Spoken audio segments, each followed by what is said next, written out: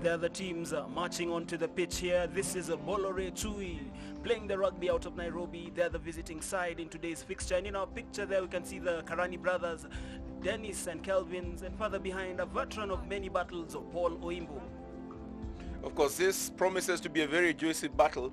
Bamburi Chui have actually been winners of this particular event under a different name.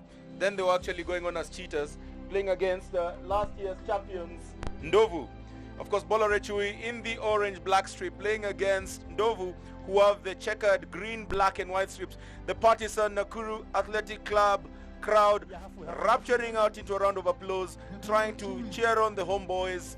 And this actually promises to be, indeed, a match stopper.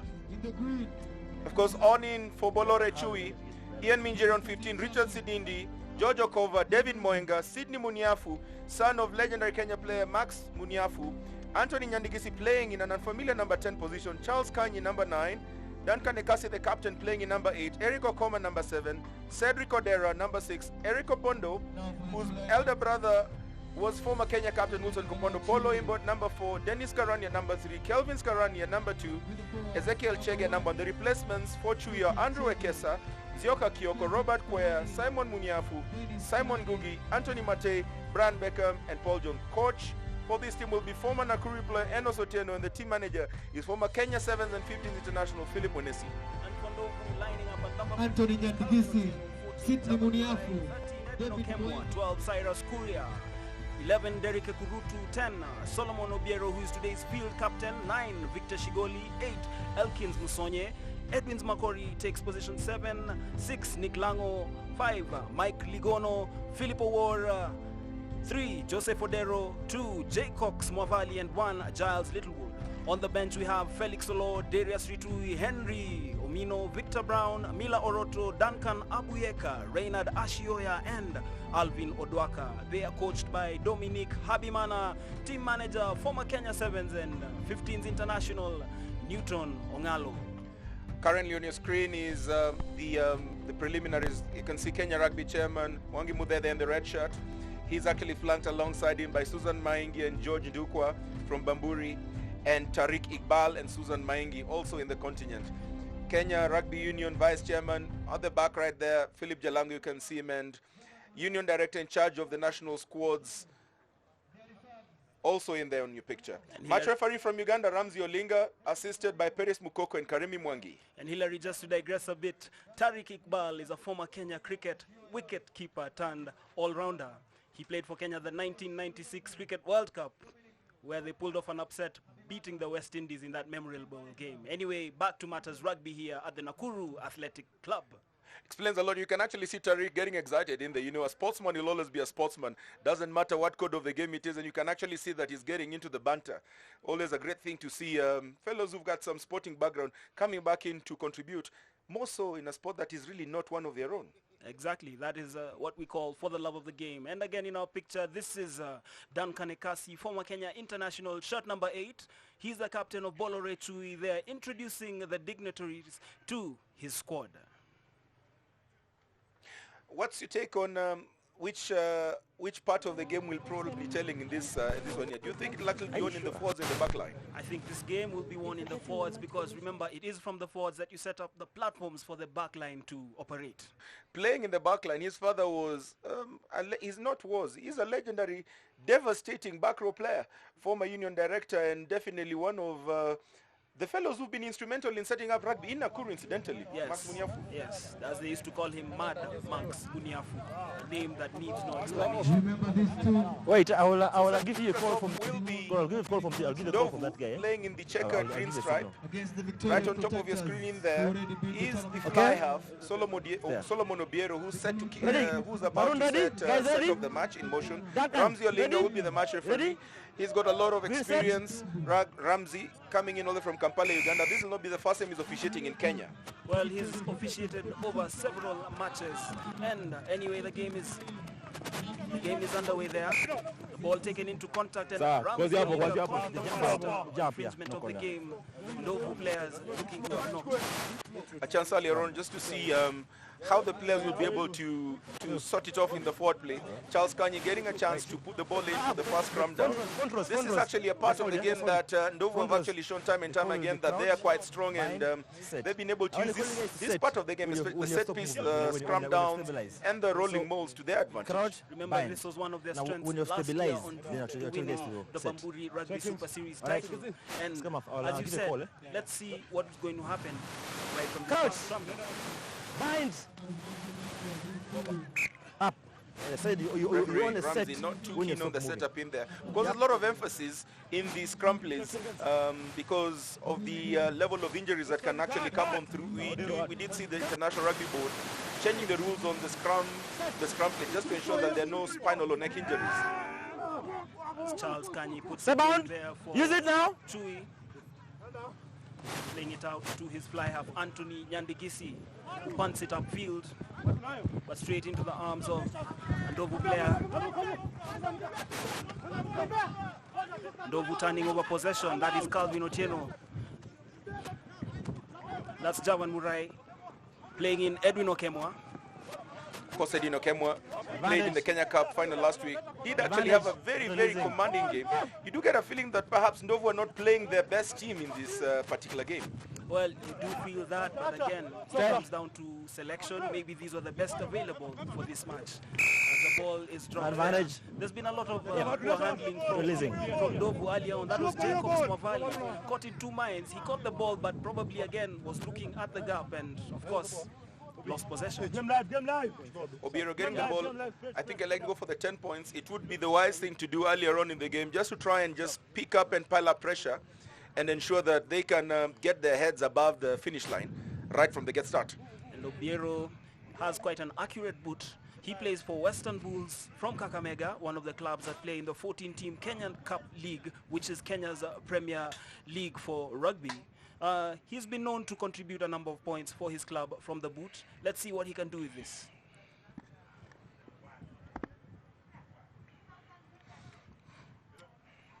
Bracing himself there. He's all concentration, Solomon Obiero. It is interesting how all these players have rituals before they kick. Why don't they just kick the ball straight between the sticks? His attempt going wide. The scores remain 0-0, heading into 3 minutes of the first half here at the Nakuru Athletic Club. Remember, if you're joining us, this match is being aired live on Zuku Sports. Ndovu playing in the green and black strip. Chui in the orange, black and Both sides just perhaps white. trying to spy and, see what the other side has to offer. No one really looks like they're already showing their true colors, so slow start to the game. Of course, like we said earlier, both these teams have got quality players who can explode into the limelight, at the slightest instigation. So I still believe that there's a lot of excitement up on offer. Better take there by Ndovu. Ball gets back to Obiero. He decides to kick up in the open. Ali Takolin, Muniafu gets a ball, manages to run across, gets it to Charles Kanyi. Charles Kanyi beats one player, beats a second player, gets himself almost in a bind, does well to hold on up. Does he have the support coming in? It looks like he does. The referee calls for a penalizable offense. They did not let him go, and Charles Kanyi does well in there, almost just, keeping the ball by the scruff of his teeth. but he was living dangerously there, and he's lucky that the referee's advantage was to his side. I think that was for guys coming in on an entry from the side. No, it looks like Giles Littlewood fell down. You can see him just getting over the player there, and I think that's probably why the penalty was awarded. Well, the ball is punted into touch by Chui. They get some breathing space there. It's going to be This is their the line. line. Remember, it was This off is their the line. penalty. This is Kelvin Skarani, younger brother to former Kenya international Dennis Dadek Skarani, playing at hooker for Chui. His brother plays at prop. Hillary, you're once a prop. I mean, it's always good to see brothers playing on in there. It's a great thing. Rugby is actually a brotherly sport, and most when you actually have a biological brother playing for you in the boiler room, I'm certain the Karanis must be having a ball to move on through. Dennis himself, a former player of Mangu, Kenyan international in his own right, looking like he's actually managed to get his brother to come around and join him in the big league. Which is a good thing, and also for Dennis Karani, just rehabilitating himself after being out through injury. It's good to see him back playing first-class rugby. We hope to see him knocking on the doors of the national team once again. Anyway, the match continues. Ndovu just getting themselves in a bit of bind. You actually almost feel like Chui might probably be getting the advantage in the scrum place. Calvin Otieno does well to actually get the ball in, holds off one, gets a ball to the back. Obiero gets a ball out. Obiero just, looking like he's all over the place. Gets you actually wondering where the scrum off is. Probably it is a game plan, probably. Victor Shigoli now comes on in, but as soon as he comes in, gives the ball up to Chui. So Victor Shigoli perhaps needs to open up because Obiero is actually doing a lot more than he's expected to do in the halfback position. Talk about covering for your man. Definitely indeed. Definitely indeed. Another scrum down. Heading into 6 minutes of the first half. Hillary, the first half so far has been start-stop. It actually has. There's been flashes of brilliance out in the open play. And this is the fourth scrum, and it would appear that Chui are just beginning to start stamping the authority within the contact face areas. We did see the first two scrums, they were actually shoving the Ndovu side, and it looks like they're building up in confidence. Dennis Karani definitely doing very well in the tighted position, just giving Giles Little a little bit of bother. You don't see a lot of that happening against Giles Littlewood, who's a very seasoned loose-head prop. Again, Karani does very well to actually starve off Littlewood. Great run coming in there, but guilty of not releasing the ball, and the referee this time gives a penalizable advantage on to Ndovu. And Obiero looks like he's already directing forward for kicks, and another 10 yards. Chui looks like they're not perhaps well disciplined, and Ramsey Olinga punishing them there with another 10 yards, giving Obiero a better vantage point for the kick. And at this point of the game, one just feels that Chui need to keep their discipline, because at this point, they'll continue conceding such penalties, and once Obiero finds his kicking boots, it could be something else. It is always a danger to play against a team that has a player who's got the potential to just keep on soaking in points once they get their rhythm. And I do agree. I mean, discipline is very, very important and paramount in the game of rugby. Well, Obiero stepping back there. That's an interesting run-up. He's back to his ritual. I think some of these rituals are really unnecessary. The 3 points are the ones that should count. I think it's also how you get those 3 points in there. We can blame it all on Johnny Wilkinson and his introduction of this ritualistic startup to a kick. And again, it goes wide.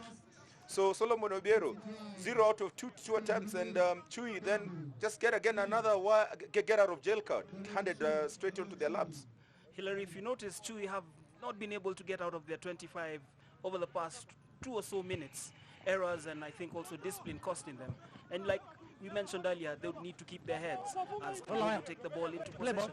It is an interesting call that Chui have elected to start with Anthony Nyandigisi at 10.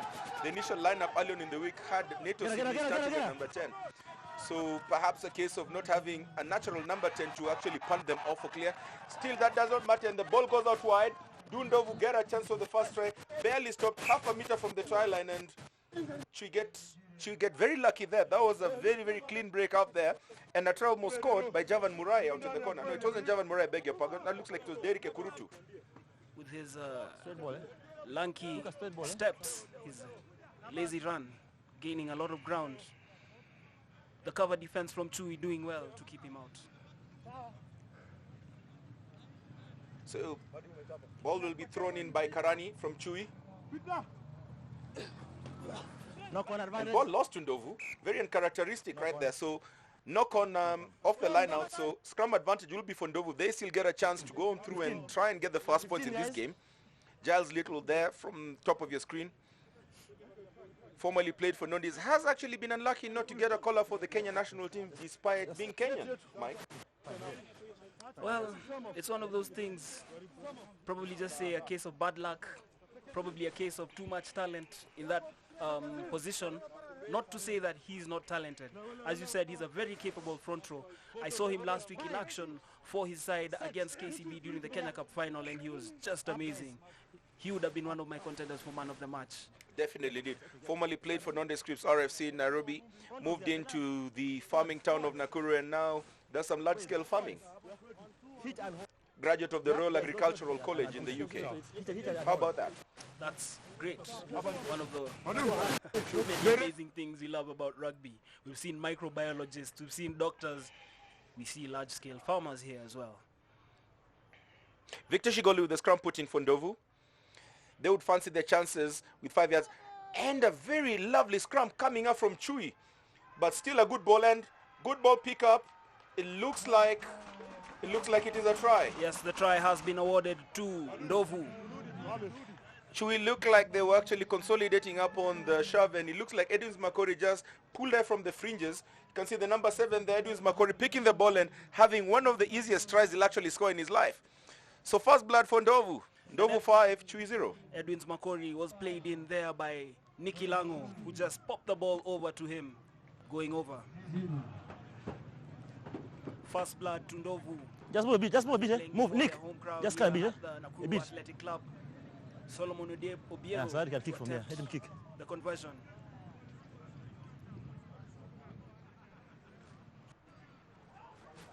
Remember, Ndovu won their opening match on May 3 in Kakamega when they beat Victoria 40 points to 6. And another win here today will see them top Pool A and set up a semi-final clash against the runners-up from Pool B, UAP Kifaru. Obiero's kick, he finally gets it right, and after missing 2 straightforward kicks from penalty situations, he converts that. Ndovu now leading Chui 7 points to 0, and we have a game on our hands. The onus now will be upon Ndovu to extend on this lead. The onus will also be on Chui to cut back and stay in the game and stay in contention for a berth atop Pool A. 7-0 the scores after 12 minutes here at the Nakuru Athletic Club as Anthony Nyandogisi resumes play. So turn back, turn back. Edwin Magori is actually one of the standout players in the last 2 seasons. And I think the Ndovu coach looks like he's trying to just see Makori play in the flanks to give options to selectors of a potential caller for Makori. Well, that's a smart move from the coach, because in this case you're showcasing his versatility. And I mean, to sign off already with a try. We did see that a fortnight ago in Kakamega when they played Martin Muita at both number 9 and number 10. And I think Dominic Abimane is a very crafty coach. He's being a total salesman as opposed to being a tactical head. He's actually trying to sell his players. Which is a good thing. I think he's a good general. He's got a master plan, he's got a game plan, and he knows how to execute it. And that's just one of the items that, perhaps will give him an advantage, because when you go around through on your preliminary level to try players in positions that they've not been played in previously, it gives you a chance to go on through and just expand your player pool. And not only that, gives the selectors a clear understanding of who they can actually play, much more so when we have the World Cup qualifiers coming up in less than 6 weeks' time. Yes. Meanwhile, play continues. There's a line out just on the Ndovu 5. What can Chui do from this? Remember, they've been quiet throughout the opening 12 or 13 minutes of this match. Ndovu have edged ahead in terms of dominance. This is the first foray from Chui into the Ndovu half, and let's see what they can do. Of course, if you look at the man-to-man matchup, Nyandigisi on one side, Obiero on the other side, you probably fancy Nyandigisi getting a better one on the physical approach. He still hasn't had any ball carry, and you probably just get yourself on that. It's only a matter of time before they can try and see if they can exploit that particular gap. On the Ndovu bench, you probably only see maybe I don't think they actually have an option for fly-off, Mike. No option whatsoever, because the players I'm seeing there in the backs are all midfielders and back 3 players, wingers. So it would look like maybe Chui should probably look at seeing if at all they can send in some of their back row players. Eric Okome is a good ball carrier, and you perhaps fancy his chances against Solomon Obiero when they place up on an offense play. We also have Brian Beckham, who plays at fullback for Nondis, but is one of those players who can conjure up tricks from the number 10 position as well. Definitely, indeed, he's got a very, very clean pair of heels, very nippy player, very, very, very evasive, and it would be good to actually see him, coming onto the game. Ian Minjeri also has shown flashes of brilliance coming in from number 15, and you actually get yourself wondering, 15 minutes almost played, why aren't these guys actually showing what they have? Is it just a matter of just keeping your cards close to the chest and just exploding, or is it a case of them actually not having any ideas? I tend to think that it's a matter of keeping your cards close to your chest. I'd liken this to a boxing match, the boxers prodding each other early on. Fly like a butterfly, sting like a bee. Let's wait and see. Chui. Obiero showing a clean pair of heels there, held up in there, and is probably getting himself into a bit of trouble. He's got a lot of faults coming on through. Chui are trying to do the counter-rack, and the referee actually plays a scrum advantage to them. We have actually seen them counter-scrumming Ndovu. Will this be the chance for them to actually claw in back into the game? can see Anthony Nyandigisi there on the top of the picture, playing in an uncharacteristic number 10 position. We've actually seen him playing at other wing and other centers. He's a very strong player. He's got the ability to break tackles. And, you know, one of the players I believe who should have been playing for Kenya a while back, but has been plagued by a myriad of injuries. Guys, we're here. You can see the Ndovu Nakuru faithful in there. Just absolutely loving the fact that rugby is growing in leaps and bounds in the agricultural town of Nakuru. Of course, always a joy to watch because, I mean, if there's actually a team or other region that supports their team, it is actually this Nakuru area. They're fanatical, they're mad about this team. They make A penalty they're being given and they decide to take quickly. The referee doesn't like it. Charles Kanye just feels hard done because he had already broken through. Has a bit of chit-chat there with... he has a bit of chit-chat there with Joseph Odero, who looked like he gave him a late tackle. Charles Kanye, a former Kenya Sevens international, also a former Kenya 15s international, versatile player. He can play at number 9. I've seen him play at fullback. One of the players who has actually also been plagued with injury had a nearly career-threatening, devastating injury that saw him on the sidelines for about 2 years. Did very well to actually come back and still see his knee heavily strapped in there. But it's always a joy to see players recovering and coming back and showing just what actually made them legends in the first place. Yeah, that's the power of the mind, the resilience of the body. As Chui, another strong scrum from them. What can they do from this, Hillary? It looks like they might be able to score the try. Barely just 2 or 3 meters from the try, and they decide to run a pick and run, and they score a try.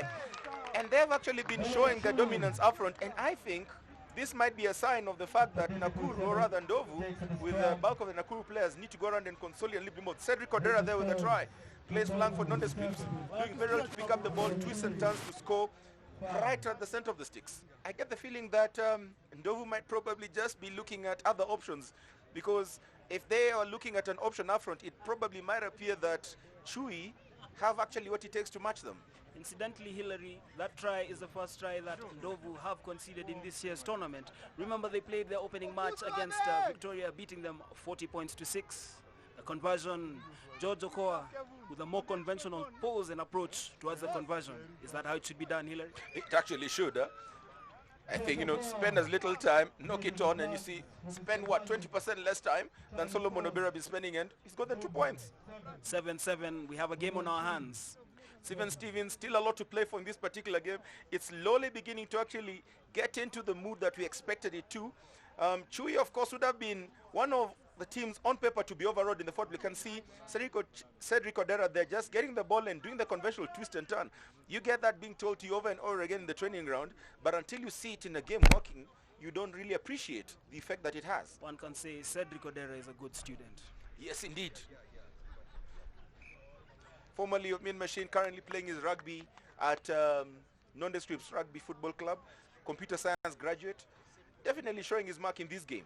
And one of those players who you feel also selectors have missed out on calling him up for a national team call-up.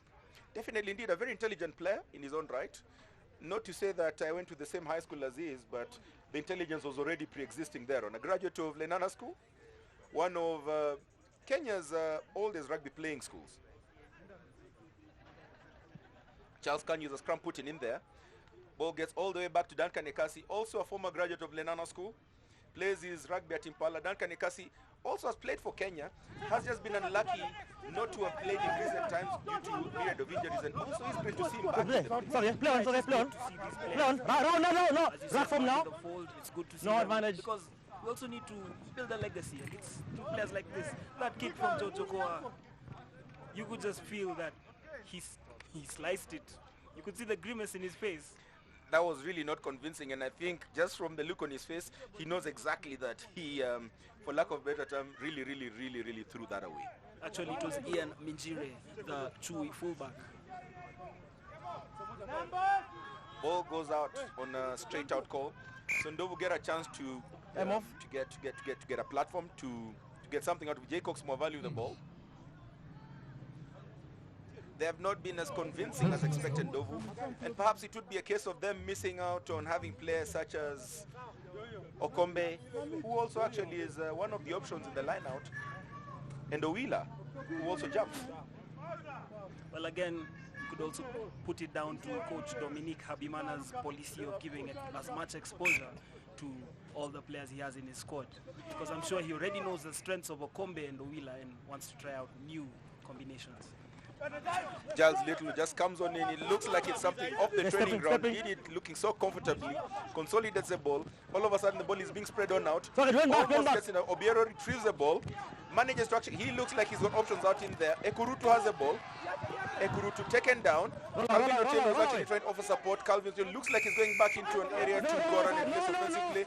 Referee does not believe Nyandigizi picked the ball quite well. And it's a tussle in there. You can actually see Cyrus Kuya just trying to struggle with the ball. Referee does not like what Nyandigizi did. He has stopped the clock. Speaks to the captain Ekasi, I think, just giving him the last call, or rather last level of tolerance. He doesn't look like he's smiling in there. Can see Otieno, they're getting the ball, passes the ball to Ekurutu. Ekurutu just got himself in a bind in there.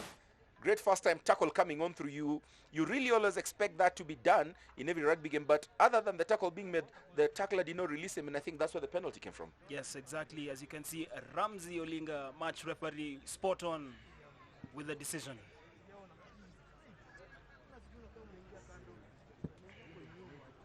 Ndovu elect to go for the line-out kick. They're on the 5-yard line. Jaycox Movali still with the ball. They haven't been extremely resounding in this particular piece of play. Getting the first try within the opening minutes from a scrum pickup by Lango, who actually passed it on to Captain Makori. So will they be able to replicate the same from a line-out position? Movali preparing for the line-out. Makori retrieves it, but Not straight. Ramsey Olinga, spot Scrum. on. Ball doesn't go Down. straight. Didn't look straight by a country mile from any angle. As you have a glimpse of the Ndovu bench there. Some of the players just focusing on the game. There's Giles Littlewood coming to set the scrum with his fellow front rows. Second south. Charles Kanyi in possession with the ball. Chui waiting for the scrum to set. Charles Kanye there, number 9, Fuchui, holding the ball. Just waiting, get a go-ahead to place the ball in. Does a quick ball coming on in. Nice pick there by Duncan Ekasi. Great chip in there, and I think that'll be a penalty and probably a card. That looks very reckless. Referee playing on, hoping to see if there'll be any advantage. Ball comes or not, there's no advantage, and I think he'll go around and consult with the assistant referee. And that looked a bit dangerous. He's consulting just to confirm what call will come from this, Mike. Let's just listen to what they have to say to each other. Sanction. Sanction. Yellow card offense. Tension. 11 green. From the conversation there, Captain. there's a conspiratorial look on their face. I think Captain. something's going on to the Green. 11 green. 11 green. 11 green, that is Derek Ekurutu.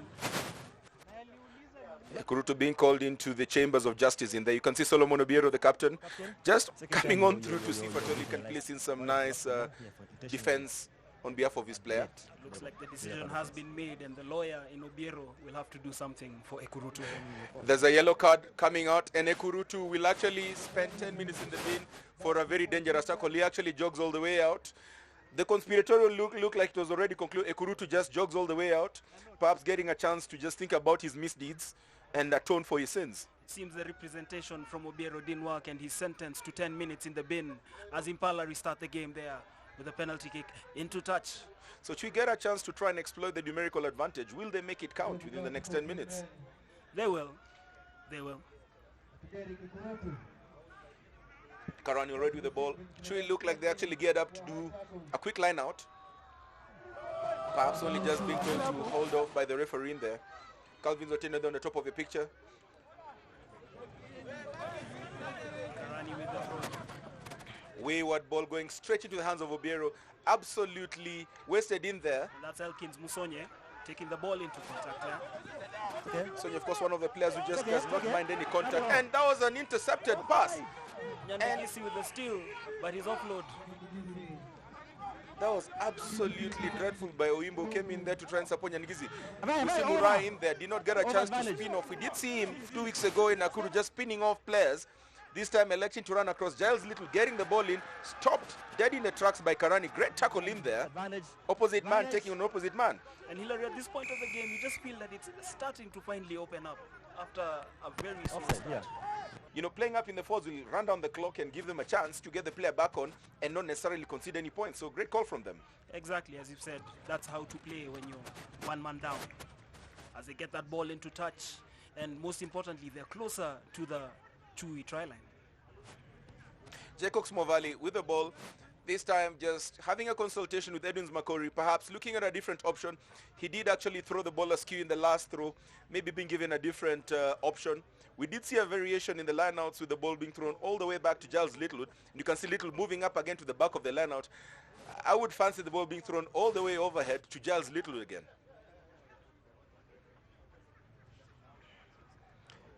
Short-end version. Mwavali overshoots and it goes to Giles again, just as predicted. So it looks like something that they've actually worked on in the playing ground. A short-end version, like Little looks like he's showing with the ball, and Kuya rampages right through. Did not release the ball on the tackle. Referee seems to think that's okay. Chui read the ball, getting numbers in there, and it's just a free fall right now. Referee calls for a penalty in there, and Chui get the advantage. I don't understand why Chui are just not understanding the fact that anytime that Giles Little goes to the back of the line or the ball is getting thrown to him, because that's the second line out, Mwavali has thrown straight to him, and second time that he's actually money consolidated. It looks like it's almost predictable. Well, it'll take a moment of awareness from the Chui forwards to read that and counter. Meanwhile, they get out of jail there. The ball punted into touch, close to midfield. Kelvin Skarani to come for the back, guys. throw. Okay, you have it. Kelvin Skarani is still only 21 years old, following in the footsteps of his brother Dennis, Dadek Skarani, the front row brothers, as I'd like to call them. We've had very, very legendary pairs of brothers playing, and this looks like another one that's looking from a bond in the earlier ages of the front, because at 21 you still have more than 10 years to play. And for a front row, even more than 10 years. Great quick crackdown there by Chui. Dennis Karania, judged by the referee to have held on to the ball, did get tackled but did not release it, so quite unfortunate in there. I just don't understand how quickly they expect a big man to release a ball. I think it's one of the most unfair things in rugby. But it has to be done. It has to be done. Philip Kwame there with the ball, trying to get hard yards in there. They do consolidate. Victor Shigoli with a very, very interesting dive pass in there. You don't see a lot of that. Absolutely rampaging play being done in there by Ndovu. Ball goes out to Obiero. Obiero decides to miss one tackle, passes the ball to Kuya. The kick is actually up and down. Minjire, with a chance to keep the ball, Minjire makes a meal out of it. He looks like he's in trouble in there. Let the ball go. Referee seems to think that is actually quite okay. He's got numbers in there. They should be able to get the ball out. Great ball back. Fly half. Nyandigisi gets it. Twists and turns. It looks like he might probably have lost the ball in there. Yes, the ball looks like it's on the Ndovu side. Referee does not seem to think that that was won quite well. Javan Murai guilty there of picking the ball from the side. I was telling you. And Ndovu, you know, perhaps just guilty of not having a cool head there. They actually had a vantageous point to cleanly win the ball in there, but just a rush of blood to the head and penalty advantage for Chui. Well, Hilary, you've talked about a cool head, and I think the consensus is that it's been a nervy 27 minutes of this game. 7-7. I mean, everything is all square. A lot of errors. The error rate is quite high. With the progression of the game, I think one thing that will be very telling is perhaps the forwards beginning to get tired and maybe the backs beginning to get into their stride. I mean, credit to Ndovu. They have actually lost one back. It's been about 5-6 minutes, and they look like they're actually using offense as their best defense. Because they're in the right territory of the pitch. They're actually applying all the pressure, trying to get Chui to just, you know, look out and get another strategy of sorts. As they secure that ball, that bounced off. Guys, stepping. Setting it up there. That was Philip Kwame. A rather wayward pass that's fielded by Edwin Okemo, who lets loose Calvin Zotieno. Calvin Zotieno is one of those players who looks very lazy, but he's absolutely a handful. Philip Kwame shrugging off one player. Edwin Makori getting himself into some level of trouble. You see Kopondo coming and jumping up there. Great level of recovery there by Chui.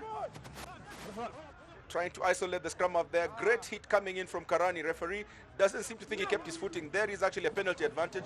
Kwame gets the ball, pumps it up. There's a knock on, and I think the referee will call it back for the penalty advantage. I mean, when you actually thought that these fellows were sitting in like tortoise in the shell, they actually just explode that into some level of great free-flowing rugby.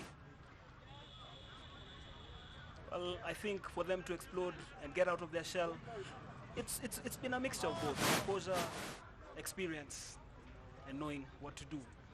Obiero electing to go for the 3 points. Does he do the rituals again? I'd actually hope that he decides to pick up a page from Chui and just kick it, moving on through. Well, they say different strokes for different folks. Probably that ritual is what works for him. I would never know. I have 2 left feet.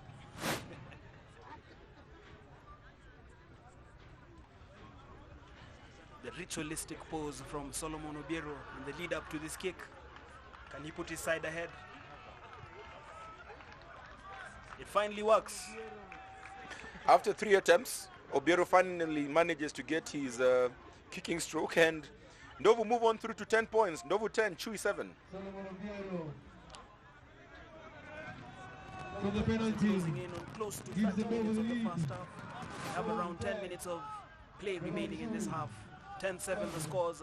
Ndovu, the defending champions, leading Bamburi Rugby. Bamburi Rugby, sponsored by Bamburi Africa Logistics. Ndovu playing before their home crowd here at the Nakuru Athletic Club. Anthony Nyanigisi opting to kick deep and manages to actually get something up from Musonye. Looked like the ball went forward. The referee doesn't seem to think so. Ndovu retain the ball. They've done very well. They've not actually elected to play the ball out wide, where they're actually playing 1 man less. Great interchange of play there between Kwame and Makori. Kwame is also one of those players you just get a feeling should have perhaps at some point in the last 2 years gotten a call-up for the Kenya national team. Well, he actually got a call-up earlier this year to be part of the Kenya squad that went to South Africa for the Vodacom Cup, but work commitments kept him out. Very impressive player. Brother to Kenya Sevens international Oscar Uma, who you'd actually have expected to be on the bench for the Ndovu side. Well, again, it comes down to the coach and what he feels works for him. Meanwhile, that's a break, and this is Cyrus Kuya. He has beaten 1 man, playing in Javan Murai, who looks like he's going to score. Yes, he scores under the post. That was absolutely unnecessary by, I think it was Jojo Kova, who actually just rushed up and just didn't make the tackle, giving a chance for Kuya to actually play. No, it was actually Muniafu, Sydney Muniafu shot up, Kuya broke through, had Murai running up, and the last pass almost didn't look like it was okay, but the referee seems like it was okay. You could see Charles Kanye looking above the shoulder, waiting for the referee to blow the whistle, or the judge had put the flag, because it didn't seem to think that the pass was straight. Well, also some intelligent running from Javan Murai, who just kept in support of Cyrus Kuya, keeping his eyes on the try line and scoring under the post. Solomon Obiero with the conversion as the scores are now Ndovu 17, Chui 7. Sydney Muniafu really didn't need to go around and rush in there. Just ended up just creating a dog leg of sorts, messed up the entire defensive strategy. He needs to actually do a lot more better, because in a tight game such as this, it's such levels of movements that will probably go around through and just put pay to any efforts that your team has. So there's a 10-point cushion now for Ndovu. They still away 17 points to 7 with 14 men. With 14 men, and you know, they haven't got the foot out of the first gear. You know, for them, they're easing at this point. And you also feel that Chui have not got out of their shell. Kuya kicking deep, managing to get the ball near the halfway line. And you can see getting back, Ekurutu gets back onto the pitch, so they're back to the full complement of 15 men. Ekurutu got a yellow card 10 minutes ago, gets back onto the field of play, must probably be feeling like a muppet, because you know it's really not a good feeling when you get sent off and your guys still score. So it probably gives you motivation to work even harder, because it's a clear testament that they could almost do without you. And in our picture there is Jacob Smavali, very inspirational story behind him. He actually he got injured a few years ago playing in the Super Series. He had 1 finger amputated. I mean, to play another position, hooker, it's a great inspirational story. I mean, those are some of the great rugby stories that you get all over the world. And you know, people say there's some level of madness. You know, you get injured, you get back, you break your hand, you get back. I think this is just a testament to show that it's something that actually goes more than a sport. It is a passion. It is almost a religion. Remember, almost a religion. Definitely indeed. Victor Shigoli with the scrum put in there for Ndovu. Because Chui will actually feel a bit hard done for not being able to score anything when they had a man advantage. Of course, both teams now restored to the full complement. Hard tackle coming in there for Kuya, who does well to retain the possession. Ball comes out to Murai. Murai gets the ball out to Ekurutu. Ekurutu, with his first touch ever since getting back, very good tackle coming in there from Eric Okoma. Well, that But was the a good- referee looks like he actually cited a forward pass as Ekurutu had kept on running. As mentioned earlier before the citations of the referee, that was a good covering tackle from Eric Okoma, who you had mentioned as being one of the better back row players from Nondi Scripts RFC. And it's good to see that kind of play. Not the biggest player, but definitely a very hard hitter. As the forwards come to set for the scrum down. Charles Kanye with a chance to put in the scrum, put in for the Bamburi Rugby. Pumps the ball in straight out. Counter shove coming in from Ndovu. This is the first time we're seeing Ndovu doing the counter shove. Duncan Ekasi shrugging off the first player, shrugging the second player. Manages to place it in. He gets his teammates coming in. Charles Kanye just slightly delayed in there. Follow him, gets the ball in. They're looking at the quick rocks in there. It looks like he's working so far. Minjire in. Elga looks like he needs to go down. Okay, it's a ball now. It's a ball. Goes down, he might actually lose his ball and he loses it. Great shrugging coming in there from Bamburi. Mike Ligono securing possession. That was Victor Shigoli playing it into the arms of Jacob Swavali, who takes it into contact there. Giles Littlewood coming to clean it up. Referee calls for an infringement. Time off. Captain. Time is off the clock and the referee looks like he's going to have some judicial activity happening again. There's been a lot of judicial activity in this first half. Ekurutu has already visited the sin bin, but prior to that, there had also been a lot of cautions. What next could we see from referee Ramsey Olinga, who's also looking at his watch? Here. Not a smile on his face. Definitely shows the seriousness with which he's taking this game, which of course is a big match temperament. Very, very important to actually see that just as well. Solomon Obiero putting Ndovu into touch. I am not a lip reader, but I really suspect he's told them the next guy who does this gets the a line, card. guys. Also probably trying to temper it, remember, after giving a card to Derek. He's trying to temper it and, of course, as you're saying, laying down the law. Definitely. Big figure there of Mike Ligono with the skull cap there. Mike Ligono plays for the Western Bulls from Kakamega. Photo. This is the second match. Included last Photo. Match day the line out. Giles Littlewood was at the back of it. Still secured by Ndovu. This and the ball getting to Musonye. I mean, the ball variation of Musonye looked like he ran all the way from deep to get the ball. I mean, that's something you really don't see a lot in rugby. Huh? Calvin Otieno getting the ball to Ekurutu. Ekurutu, deep dive. It looks like there's another forward pass in there. Yeah, and you could spot that from miles away. We could even see it from here in the commentary booth. And Ramsey Olinga was spot on. You get the feeling that if Ekurutu just gets a square ball, he might probably just be a mouthful to defend against. And you know, it's beginning to show because he's showing his potency every time he gets the ball, every time he goes forward. It's just a matter of time before he either scores or sets up a try. I mean, every time he's been getting the ball, he's been hitting the game Set, at guys. at least 2 to 3 meters, which is not easy Yes, for yes. someone playing in that position. Especially with little space, you know, he actually goes No, around backwards. gets space by knocking Yes, through the back. just a general one if I see it. A little bit of speed and a little bit of Route 1 rugby from Derek Ekurutu. My favorite brand of rugby is Route 1. What did you say about Ekurutu considering he's wearing shirt number 11? Would it be Route 11 rugby? Route 11 rugby, I think he needs to actually go on and shed off 1-1. He'd play very well as a loser at prop as well. Game resumes there. Charles Kanye with the scrum put in for the 18th time for Bamburi Chui. Clearly this is an 8th-man pick because he's moved away from the scene of crime. So it looks like Duncan Ekasi is going to do an 8th-man's pick. Right in the middle of the park as the ball is played out. Nyandigisi. Ball spread out wide. They look, oh, the ball goes all the way back. Sidney Muniafu does well to field it. Shrugs off 3 defenders. Big, strong lad in there. It's a maul now. It's a maul. Almost as tall as his dad, the legend Max Muniafu.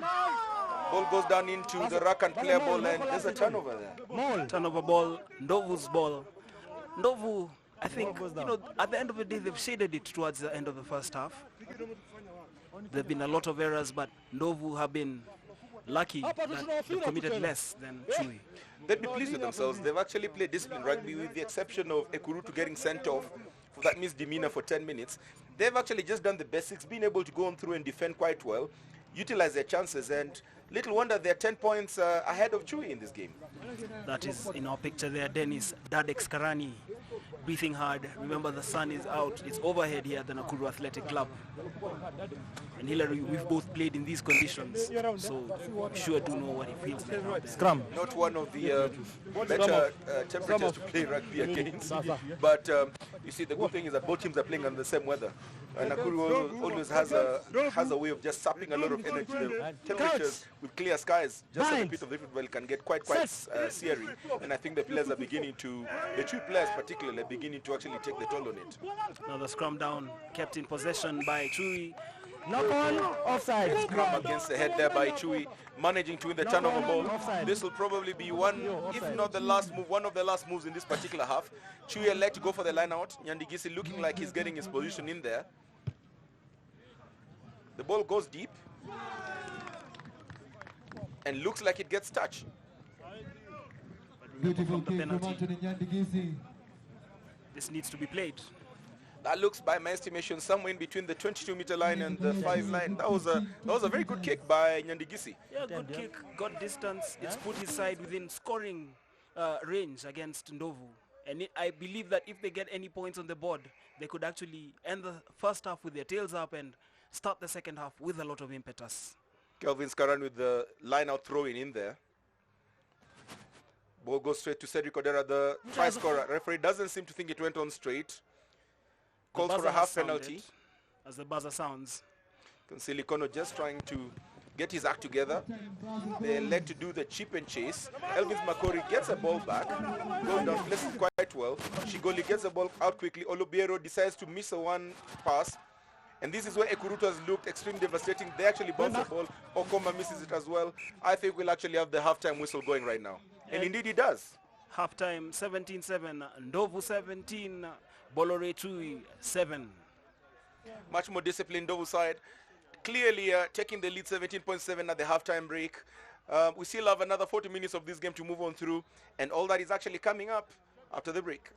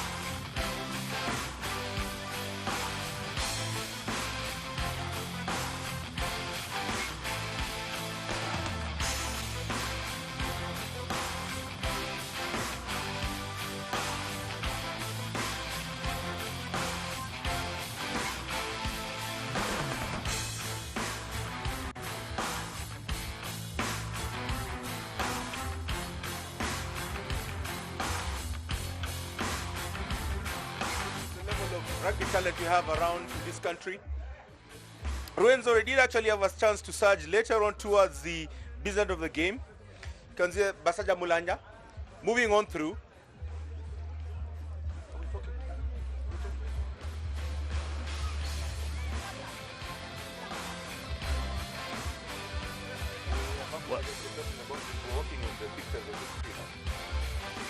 Meanwhile, remember the first game saw UAP Kifaru qualify for the semi-final of the Rugby Super Series, the Bamburi Rugby Super Series, with a 32-22 win over Hima Rwenzori, a result that saw them finish second in Pool B, setting up a date against the winner of the match that is currently at halftime, the match between defending champions Ndovu and Bamburi Rugby.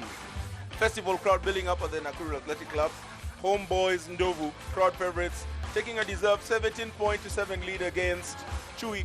Of course, Chui really not looking like the out of the game. They've actually showed flashes of brilliance. They've just been guilty of making a myriad of mistakes, including that Russia by winger Sidi Muniapu. They just gave Javan Murray a chance to come on through and score the try. Ndovu will definitely left corner and pat themselves in the back, because despite the fact that they actually had one man down, they still did manage to make that score. Of course, the guilty party in that incident was Dennis Ekurutu. He came back in from his 10-minute sojourn in the bin and came back a different player.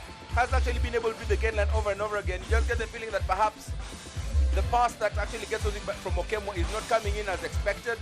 And on 3 occasions, they've actually adjusted it to be a forward pass. So if they can actually get the pass through to him up on time, you get a feeling that Dennis Ekurutu might be one of the players who can just turn this game on its head. Let me throw in a snide comment and say he might be a menace. Dennis the Menace. Yes, Dennis the Menace Ekurutu. The name actually sounds very menacing, Ekurutu. Ekurutu just sounds like full of this and that, full of running. Anyway, those are the Chui players coming back. Wonder what Coach Enos Otieno has told them at halftime. Remember, they trail 17-7. If you're just joining us, this is the Bamburi Rugby Super Series match day 3 encounter at the Nakuru Athletic Club. Ndovu, the host side, playing against Bamburi Rugby. The scores are 17-7. The scorers, Edwin Makori with a try, Javan Murai with another try for Ndovu. Solomon Obiero managing 2 conversions and a penalty. Chui's points have come from Cedric Odera's try and George Okoa's conversion.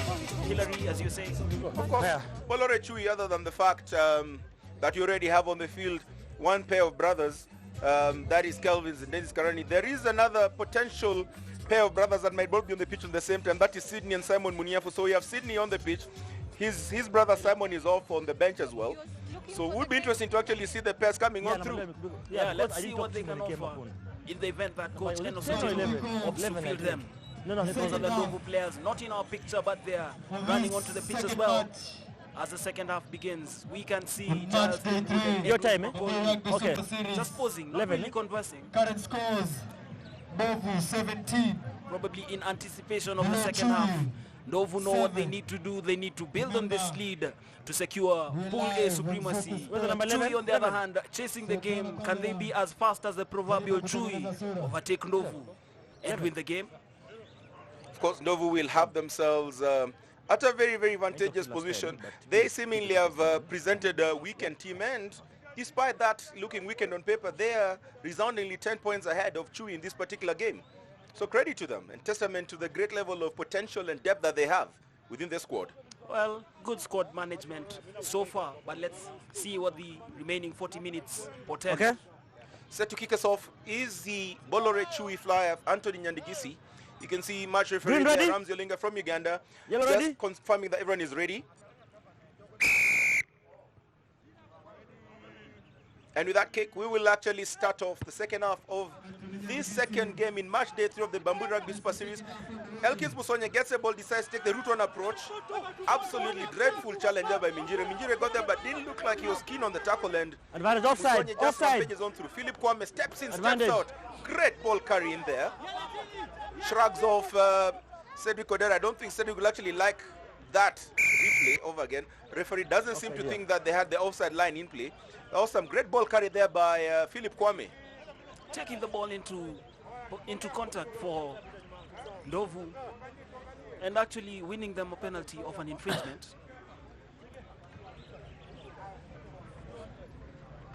Solomon Obiero preparing to kick this ball into touch. Remember, they'll retain possession from the ensuing line out, and it is a big kick, but it doesn't go out. Sidney Muniafu actually played drop. Richard Sidney, who had a very quiet first half. And Brilliant ball carry by Muniafu there. Muniafu is going to score. Can he shrug off his defenders? No. Where is his support play? Fast things fast. That was some great work by Muniafu. Dennis Karani gets a ball, gets held up, but that was some great work by Muniafu. Almost wants to single-handedly atone for his previous misdoing in the first half when he actually just rushed up. That was great work by him. Yeah, showing a lot of awareness, just Rolling away. kept chasing. You know, the basics, what you're supposed to do whenever the ball is kicked. He just kept chasing, and he got possession. He gained a lot of ground, and his side are in a position to score. You perhaps feel maybe he should have looked at the corner flag, maybe just pin down his head, be able to go on through and just kill it up right at the end. That was an almost absolutely wonderful effort there by Sydney. All right. Coach. Bind. Set. Keep it up. Charles Kanyi places the ball in. Go down, guys. Go collapse, down. I think Go there'll down, be a guys. Go reset. down. Let's listen to Ramsey Going down. and what he has to say. Set 5, take it. Go check. Go. Talk back suggest Yep, triggering okay. off and the lights are off. Go take me here too. Coach, bind. This looks Set. like a very promising Keep it up, position keep it for up. Bamburi Rugby. Remember, they need to score and score early on to stay in this game, chase this game, and eventually run off with the result. They're chasing the game. They're chasing pole position in Pool A. Because looking at the drive over position, Duncan Ekasi picks a ball, shrugs off one, shrugs off a second, passes a ball. They're looking like in an advantage position. Looks like they've been held up. Ball has been placed. They'll need a quick rack out of here. They need to score very early. Trying to shrug off. The ball has actually been slowed down. The ball has been slowed down, so any advantage that they would have been able to gain looks like it's been limited. Polo Embo picks the ball. Looks like they're just barely meters from getting in. A lot of patience here. Duncan Ekasi. Almost barely gets a referee. Doesn't seem to think that was actually scored. They've got numbers out. They've got options on running the ball out. Knock on when it really was not required, and that's a scrum down advantage for Ndovu. Referee still calls for a penalty advantage that was playing much earlier. So Chui still have a chance to be able to go on through and get something within the early exchanges of the second half. Well, it's been all Chui since this half began. They've dominated the first 3 minutes of the second half, chasing the game. It seems Eno Sotieno, whatever he said, has lit the fire in their bellies. Yes, Charles Kanye just trying to get his players to have some level of composure. Perhaps guilty of just getting some rush of blood into the head.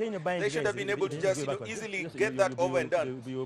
Again, Hillary, playing in this half of the pitch, in this quarter of the pitch, you actually just need to keep your heads up. You need to be very patient. This is where you need no errors. I recall our coach used to call it whitewash fever. So you can almost expect guys to lose their heads in there. Whitewash fever is quite prevalent, especially when you're less than 5 meters from the try line. Bind. Set. Then push. Keep it up. Keep it up. They put in there for Chui. They maintain possession from there, but Ramsey Olinga. Absolutely unnecessary knock on in there by Duncan Ekasi at the back. Not visibly happy with themselves. You can see the body language. There was a lot of expectation from that particular move. Literally just nipped in the bud. A spot of whitewash fever, perhaps. This is double whitewash fever. Meanwhile, not in our picture, Ndovu preparing to make a substitution. Off goes J. Cox Mwavali. Coming in is Felix Olo. Felix Olo, of course, one of the more established and experienced players for Nakuru, a teacher within the area, does a lot of rugby development as well. So other than playing, he's been a very great ambassador of the sport in the region. Bind. And it's good to see him play. Set. I wonder what Keep it up. Keep it up. Keep it there. Keep it. teachers have to say. That is a moment of inspiration for them. That's one teacher I'd never mess around with, man. Charles Kanye does well Away. to Musonye. Rolls away in the nick of time. Play. Kwame with an kick. Dennis Karani picks the ball and loses it. Quick question, Hillary. There's a Why behind would a lock attempt to kick a ball for touch? Something that they never. You remember the same coach I talked about having whitewash fever? That would be termed as a brain fat. Well, it's been explained to us by Teller. Victor Shigoli preparing to put the ball into the scrum down for Ndovu. Coach. Can they get out of jail here? Bind. Ndovu still don't have any Set. pressure relief. Keep it up. They have the fourth scrum. Keep it up. Perhaps Keep it 30 up. minutes deep within their territory. Chui have actually been scrummaging well, and they actually scrumming against the head. Musonye gets a ball, manages to gain some hard yardage in there. They're looking at trying to get someone deep in there. Calvin Zoteno comes in. They decide to kick up into the open. Ian Minjire, looking deep into the skies, gets a ball, steps out, steps back in. Looks like he's going to be caught out in there, and Manages to avail a not so clean ball. And yes, it's turned over. Referee Ramsey Olinga says play on. It's anybody's ball there. it's actually amazing that there was no knock on in there with the scurry of players moving on in. As Mike Ligono takes it in for Ndovu. They begin to search for No this hands, actually the no first hands. foray of this half. They had been on the ropes for the opening 5 minutes. Something had to give in the referee had to go for something. And Obiero just does not waste any time, gets the momentum going on. It looks like Ndovu really want to go on through and establish a much more superior lead in this game. The ball's actually just passing left, right, and center. They see Olo, Mwalimu Olo, as he before known, teacher Olo, just at the back of the rack. Obiero gets a ball out wide. Calvin Zoten has got numbers. Dummies one, gets tackled, pops it out to Musonye. Ball lost to Nyandigisi. But that was a knock on there. It bounced off Elkins Musonye, and it's going to go Chui's way. Chui, I don't think would be very, very happy with themselves in there. They had a chance to go on through and just squeeze out the living daylights out of Ndovu. And, you know, these are the moments that perhaps change a game. When you get a chance to go on through and just justify your position into the match and lose off through, it not only just gives you a sucker punch effect and knocks the wind off you, it gives, most importantly, your opponent the tide to actually go and ride and, you know, finish it. In summary, Hillary has just said Chui lacked potency when they needed to score. Thank you, Mike, for the abridged version. Anyway, another scrum down. All right. The ball looks like he's not coming in. You can see Victor Shigoli. All right, guys, back. just Okay, putting back in up now. arms in protest. Looks like we're set to continue now. Charles Kanyi just, you know, giving a very suggestive look Curse. to the hooker. Bind. Trying to tell him Set. to not Keep it up. actually Okay, make keep it there. this Straight. go awry. And unfortunately, Number one. saved by the whistle. I'm Number not one, certain number whether one. that was the correct call. It looked like the ball One. hit the knee Down. of one of the Chui players, but the referee seems to think that there was an illegal use of hands in there. That's his call. Let's see what the slow-mo can show us. Well, nothing much, inconclusive. Ramsey Olinga was best placed and will have to go with his call. Meanwhile, the ball has been booted into touch again by Chui as they go in pursuit of this game. They trail 17 points to 7 against Ndovu as big Darius Rotui comes on for Ndovu. Max. We did see Rotui rampaging on his have round Mark. 6 ago Here. in Kakamega. He Come. makes Come. his Throw appearance in the third Come, game, third leg, match day 3 rather of the Bamburi Rugby Super Series. Quite a useful player, especially in the scrummaging department, and it looked like the Babs brought him in to try and Put in the air. just starve off the scrummaging prowess that has been coming from Chui. And Rotui coming on for Joseph Odero, who has pushed the opening 49 minutes. Yeah. A rather quiet 49 minutes if you ask me, from where I sit. So great tactical move there by Ndovu, just trying to see if at all they can starve off what has been a rampaging scrum display by Chui. We'll actually have to see if Rotui will be able to give that difference, the much desired difference, and more importantly, whether he'll be able to also handle the open play, because I do recall from Nakuru he did struggle a bit within the open play, but did prove himself to be a handful within the scrummaging area. As Solomon Obiero boots Ndovu into touch. Is he forward? Forward. And not in our picture, there is a player receiving treatment. We'll confirm who that is Time in a off. minute. Meanwhile, we're back for the line out here. 50 minutes played at the Nakuru Athletic Come on. Club. Ndovu leading Bamburi Chui 17 points to 7 in this Bamburi Rugby Super Series match day 3 encounter. Remember, the winner of this match will top Pool A and will play against the runners-up from Pool B, UAP Kifaru, in next weekend's semi-final at the Kenyatta Stadium in Machakos. Last group. Hey, last group. Come Always on. is great to see Come on, like this. just the level Last of group. growth that rugby in Kenya and within the region has actually experienced in the last couple of years. It was previously unheard of to hear rugby being played in places such as Machakos, and I mean the gospel of rugby is definitely well and alive in Kenya. And that's a beautiful thing. It's actually been rated as the fastest growing team sport in the country. More and more people embracing Ali the jump. game. Ali jump, guys. Ali jump. As Ali Ramsey jump. Olinga calls for an early jump. Ali jump and down. Eh? Yes, he said. The Ndovu players just guilty of lifting early, and they're penalized. You're inside this. Anthony Nyandogisi is going to boot the ball into touch for Bamburi Chui. His kick gets touch. Remember, the 11 minutes have been played in this second half here at the Nakuru Athletic Club. The scores remain: Ndovu 17, Bamburi Chui 7. And just as the first half began, it's been a lot of start-stop action, a lot of errors, a lot of Right? Yeah. Mark. start-stop, as we mentioned. We haven't seen many faces of play, and we're hoping that this can open up as the match proceeds. Back close the weight. As you can just hear the call Coach. there from one of the Bind. sides, calling for their back rows to be Set. awake. Keep it up, keep it up. Charles Kanyi feeding the ball into the scrum down there for Chui. No, Ramsey Olinga calling it. Hold it. No. You just feel that Ndovu are standing their ground in the forwards. Another big scrum there that forced Chui into an infringement. Long arm bind. Ramsey Olinga actually having a talk with the Chui front row. No, yes, yes, back of the sleeve, Back of the sleeve, please. All right. Actually telling them how to do it. Perhaps Rotui's introduction onto the pitch may have just thrown a spanner into the works for Chui, and before they can actually just get the groove back on, it might take them a while. Bind. Set. As you said Keep it up, earlier keep it on, up, that was keep a it up. great tactical move by coach Dominique Habimana. And another big scrum there from Ndovu. They can see Rotui's use in there. That's the first time you see Ndovu actually winning the scrum against the head, and they get the first penalty in the scrum. I mean, it's really it really is just a simple things being done. Being able to read the game, being able to go around and starve off any level of advantage that your opponent has, and just ensuring that when the opportunity does present itself, you go on through and just knock off the points. Smart play from Ndovu, and again a smart play from Solomon Obiero, just booting the ball into touch. They've retained possession, they've retained advantage in this game despite that early flourish from Chui at the start of the second half.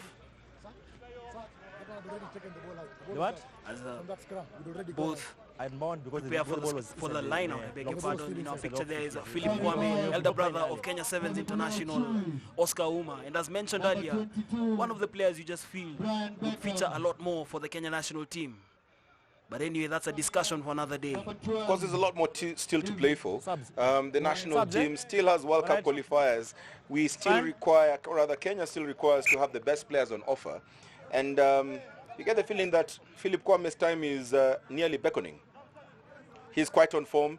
He's still managed to maintain his level of fitness, and barring any unforeseen eventuality, I actually see him making to the World Cup qualifiers in Madagascar in the second half of this year. And that would be something great for the young man from Nakuru who has recently completed his studies at the Catholic University.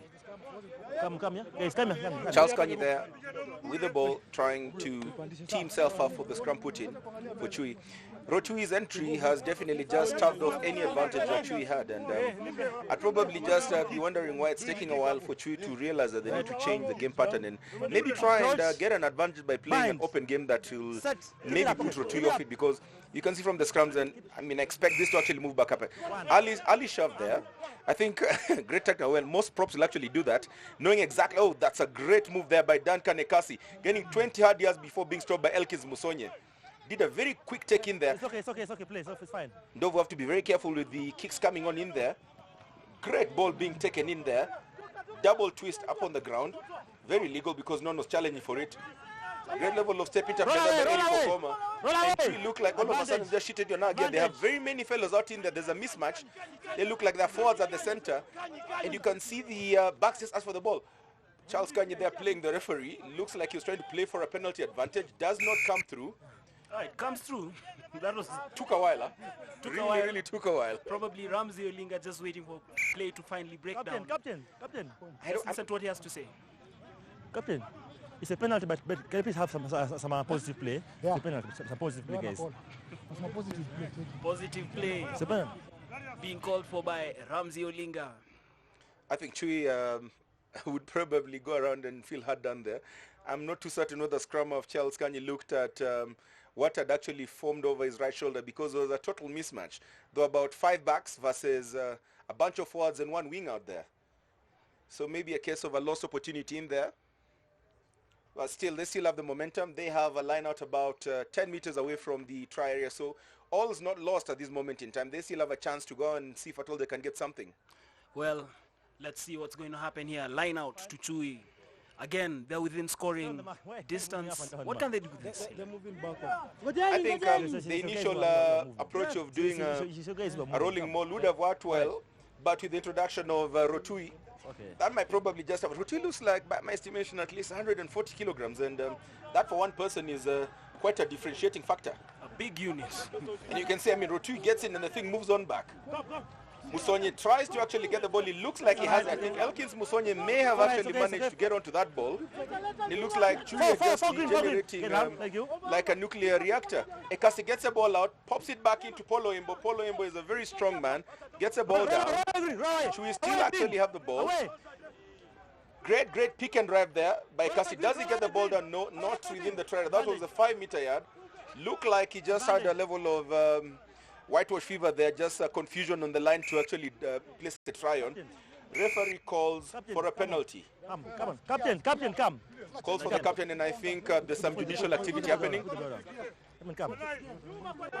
If he doesn't know who actually did it, it might appear that the captain might be suffering. Red zone. One should have fall on the other side. Red zone, guys. You understand that? Yeah. Talk to them now. Last one.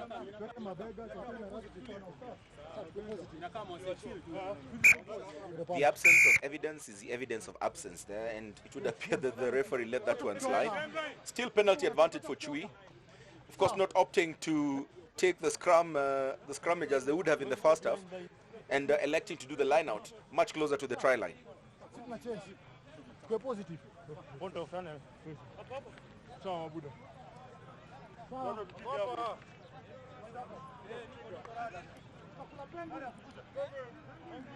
Another line out there.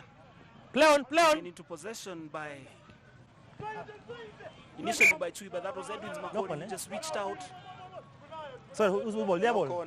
Knock on call by the referee. Still Chui get a scrum put in. Not too certain they'll be very keen on these scrums ever since Chui got in. They were literally gliding in glory for the better part of the first half, but Dominica Bimana must be smiling from ear to ear and just, rubbing his hands in glee, saying what a wonderful master move that he's done. A stroke of art. Could this be rugby's version of parking the bus? Yes, it is. This is actually parking double buses, the Boeing 707, the Airbus, and everything that you have in the kitchen sink. Crouch, bind, Well, set. Charles, Keep it up, guys. Keep it up. What can he do from this?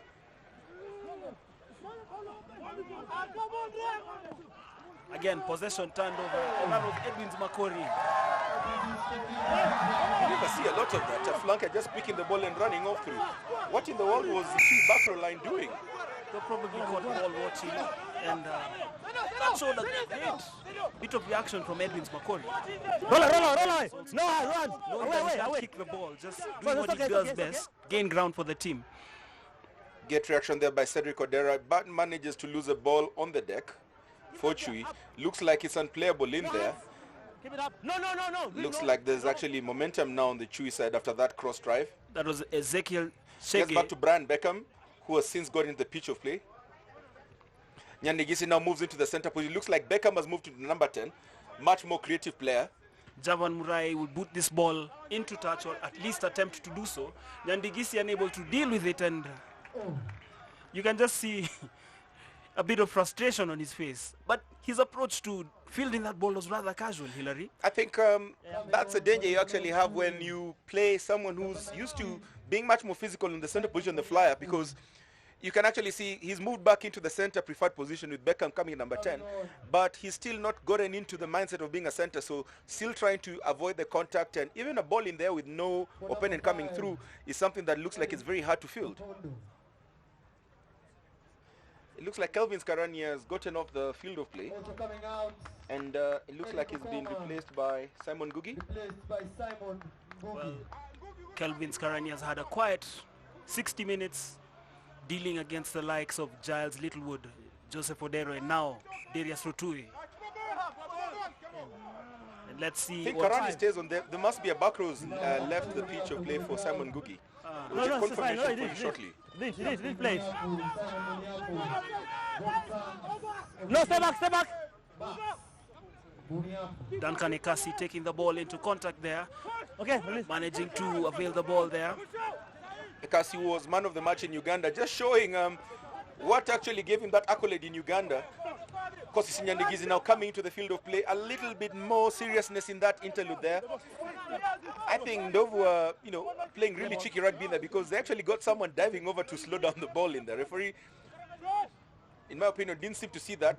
That's Brian Beckham in there. And if you notice, they've also Roll they're away, putting roll Charles away, Kanye roll under away. pressure, so he can't really deliver clean ball to his backs. There have been questions about Charles Kanye's best position, whether he can actually perform better at number 9 or number 15. Advantage. But of course, in a game where you actually have tall players like Calvin Otieno who can go around and give him a run for the money up in the air, you'd be better off playing it off at number 9. Some tempers flaring in there. That would have been a mismatch there. Darius Rutui versus Richard Sidindi. Heavyweight versus middleweight, if that was a boxing bout. Definitely. I think with 18 minutes still left to play, I mean, getting the 3 points and moving the points tally to 10, and just getting a chance at coming up from the kickoff I don't know would who be is the better player. for Chui. The guy is talking to me Because again they've actually about been the making university. foray over foray for the last 10 minutes, and Please. No problem. it looks like Dennis Karani might be in a spot of bother down there.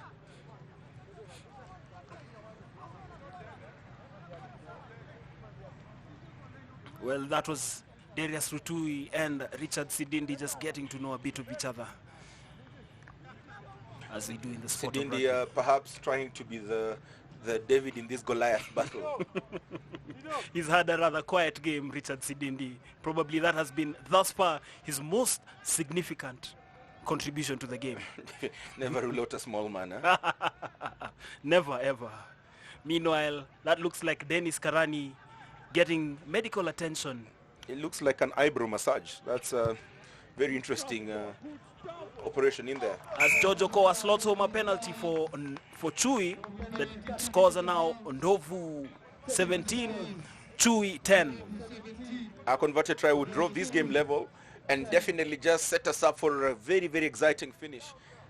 I'm not certain whether Chui are looking at killing this off. They have looked a little bit out of sorts for the last 10 minutes, but just as the tide of the game has been changing, you really can't tell until you get to the end of the game and the fat lady, or rather the lady sings. They say that you should not use the euphemism fat lady. It's not, Well, it's not a after gentlemanly about- thing to say. Yeah, after about 65 minutes of play, the scoreline, I think, speaks all about it. Chui have been second best. They haven't really shown that potency that they should have. Let's see what they can do in the remaining quarter of an hour. Probably given the impetus. Remember, the Roll game away, roll away, roll away. quarter, Thank Ndovu you. leading Chui by 17 points to 10. Brand Beckham looks like he's actually brought in a little bit more urgency, decides to kick down deep. Calvin let it bounce, gets the ball within his 22, kicks deep, returns the favor, goes all the way down. It looks like Duncan Ekasi feels the ball, and unfortunately feels the ball outside the pitch. Absolutely unfortunate piece of work in there. You'd have actually almost expected him to have retained the ball in the field of play. Ian Minjire there, perhaps guilty of ball watching. He should have been able to feel that on the screen in there. Has not perhaps had the best game as a number 15. And you'd only perhaps think if the referee, if the coach had some more options within his chest of drawers, within his bench, he might probably have actually pulled Minjire out. So perhaps a case of just Minjire surviving because there's no one else who can replace him. Well, Okay, plan. because when I look at the Chui bench, we still have Andrew Ekesa, Nzioka Kioko, Robert Kwea, those are front rows, Anthony Matei, who is a scrum half. Yannick Gisi now beginning to get the contact face required in the Minjire, doing a very uncharacteristic foray into the centers. There's Beckham getting the ball out to big Sidney Muniafu. We've not seen a lot of him in there. We saw him earlier on in the second half chasing the ball down, and he needs to actually be much more consistent in his game. As possession is turned over, that was Mike Ligono taking it in for Ndovu. Ramzi Olinga calling for penalty. Let's listen to what he has to say. Tackler must go down and up. Took a while to make the call there. And Simon Muniafu comes on in to join his brother Sidney. I said, if a tackler, he must Now go we have up, two Muniafu down and brothers up and first. two Karani. You're not a tackler. No, I'm just trying to explain. Come, I was telling that. Someone looked that like they left if their you scalp. tackle him, Looks like it's he's going to play ball from the other side. Otherwise, you didn't tackle him. And if there's no ruck, sir? You must have step down. Tackler must go down first. Gives a piece of his mind to Chui captain Dan Kanikasi. Edwin's Makori breaking there. Played in Calvin Otieno. This is looking promising for Ndovu.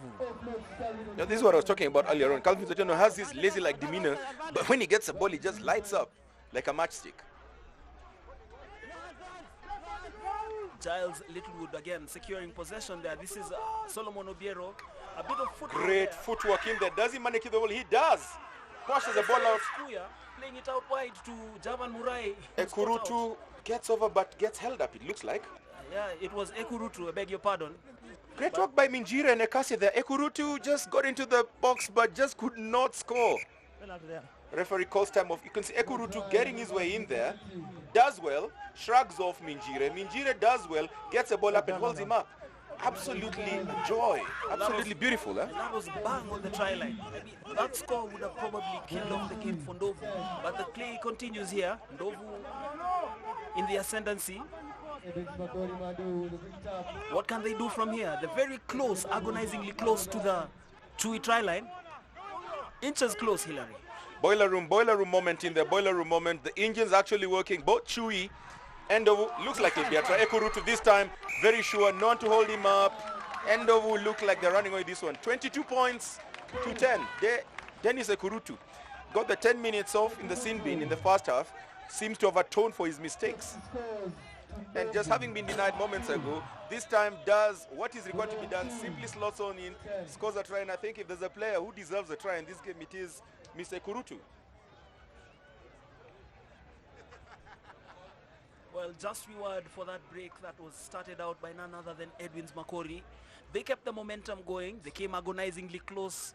Minjire first stopping Ekurutu, but there was no stopping Ekurutu at the end of it all. He goes over, extending the lead for Ndovu. They now lead 22 points to 10. Hillary, at this point of the game, would you think it's done and dusted? I think it's dead and buried. I think it's actually dead. 22 points to 10, 10 minutes remaining. With the level of resilience and Ndovu have actually been showing, with the approach that they're taking onto the game, with bringing in Rotui to actually starve off the challenge within the scrum down, with the ability for them to go around and make nothing out of broken play. I think unless Chui just have some joker still hidden in the back pocket, I think this poker game is well done and dusted.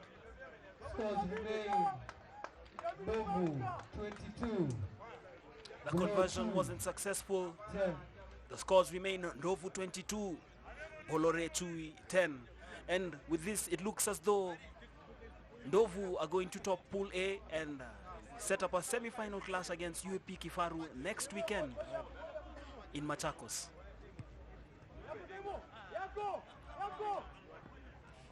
Philip Kwame does well to field the ball, and Ndovu not looking like they're trying to just lessen their grip on this game. Still looking quite the interested team. Great chip there by Obiero. Looks like there's no one home for Ndovu. Oh, Chui does very well. Brian Beckham comes out from nowhere. Absolute joy and beauty to watch.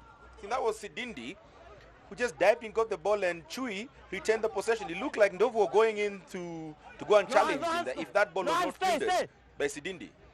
As Kanyi plays it out there, but poor fielding from his backs. That's Sidindi again. That's the problem with Chui. They do one good thing and do three bad things. So they just literally just shoot themselves in the foot. Referee just gives them a get out of jail card. Nyandigisi starts off very quickly. He's all alone. The risk is I could be isolated in there. Goes down very quickly. Has only one person coming in. Surely Ndovu should have done better to try and win that ball. The two Karani brothers giving each other support. Absolute joy and beauty to watch. Brotherly love being shown in there. 20 yards up front. Ezekiel Chege, he's actually honed his rugby skills here in Nakuru, now playing for Chui. That's Brian Beckham. What can chip there? Sidney Muniafu should fancy himself getting this. But Javan Murai fielding it. Calling for mark. That was well done by Javan Murai. You'd have expected Sidney Muniafu to realize that with the height, he should be able to jump up in the air. And it's just a laid-back approach that perhaps would seem, requiring some level of development to just go around and starve on through. You've got someone like Javan Murai, probably about 5'9", 5'10", playing against Sidney Muniafu, who's well over 6 feet, and Sidney Muniafu not jumping up to try and get the ball. Of course, he's a young player. You'd actually expect him to go around and improve on that aspect of play, but definitely still a player with a lot of promise. As Cyrus Kuya picks up a ball that was uncontested, taking it in for Ndovu. They're looking to end this game on a high. Murai with the ball in there. He's capable of doing nippy chip. Musonia looks like he's heading for the Musonia gets the ball. Can he make it all the way? Does not. Manages to get stopped meters off the try line. Ball goes out wide. Muniafu gets the ball. Referee not too happy about how that ball got into Sidney Muniafu's hands. We'll have get a replay just to confirm what happened there. Actually, that was Eric Kopondo. It was Eric Kopondo? It was Paul Oimbo, I beg your pardon. Paul Oimbo. I can tell you I played with Paul Oimbo. I played against him. I have not seen him kicking a ball. And the referee seemed not to have liked that. And Chui reduced to 14 men. Yeah. Maybe because he didn't like the kick. Yeah, probably. Let's just see who's going off. to the sin bin. I think I would also. Hoping my director would show me that. I think I would also card a forward for kicking the ball away. Points. But forwards are allowed to kick the ball as well. Remember Zinzanbrook at the 1995 World Cup, that drop goal. It's etched in my mind forever. I'll remind you, that was more than 20 years ago, close to 20 years ago. Etched in my mind forever. Meanwhile, Solomon Obiero looking to extend the lead for Ndovu, probably kill off the game for them. With this result, they're actually going to finish top of the pool. And you know, this is a display of discipline by Ndovu. Despite the fact that they have 12 points up front, they've got less than 10 minutes remaining. They're not actually cocky. They're actually electing to do the penalty. You'd expect most teams to go around. Then Obiero has the discipline to go for the points, but misses it. So you have the presence of mind to realize that it's more or less like a knockout event, but to go around and waste a kick like that is really. Meanwhile, Hillary, news just filtering in is that Edwins Makori has been voted man of the match for this fixture. Your take on that? I believe Edwins Makori has just kept on developing as a better player. In this particular game, playing in an unfamiliar back row position and still managing to become man of the match is a testament to the fact that, one, he's a great player, and two, that Dominic Habimana is actually utilizing the real value of the Super Series by showcasing his players and giving them a chance to be considered for various positions in the national team. Great work there by Philip Kwame, gives it to Musonye. Musonye pops the ball out, doesn't go far, picked up by Murai. Murai steps left, moves on through, gets tackled. He still has a lot of support. Shigoli goes on in there to support him. Ball comes on out wide. Still Ndovu retained possession. There's Victor Ligono. Brown just securing the ruck there. Ball spread out. They're looking for a Kuruto up there. Great cover tackle in there by Chui. It's okay, foot, super foot. Chui do the turnover. That's Brian Beckham. Looks isolated in there. Keep all over him. I'm not too certain whether the ball is still on Chui's side. Still is. Kuya just does the work to hold on through. Looks like they're playing for a scrum down in their turnover. Ball goes down on deck. Not too certain whether Chui have any chance of playing it. Referee believes that they don't, and scrum down, Ndovu ball. As the scores remain, Ndovu 22, Bolore Chui 10. About 7 minutes to play here at the Nakuru Athletic Club. If the scores remain as is, Ndovu will top Pool A. They will play next weekend in the semi-final against UAP Kifaru in Machakos. Guys, come here. Guys, here. While Scrum green. Chui will play against Papanguvu in the other semi-final, also in Machakos. Anyway, back to matters on the pitch. In our picture there, that looks like Kelvin Skarani and Ezekiel Beto.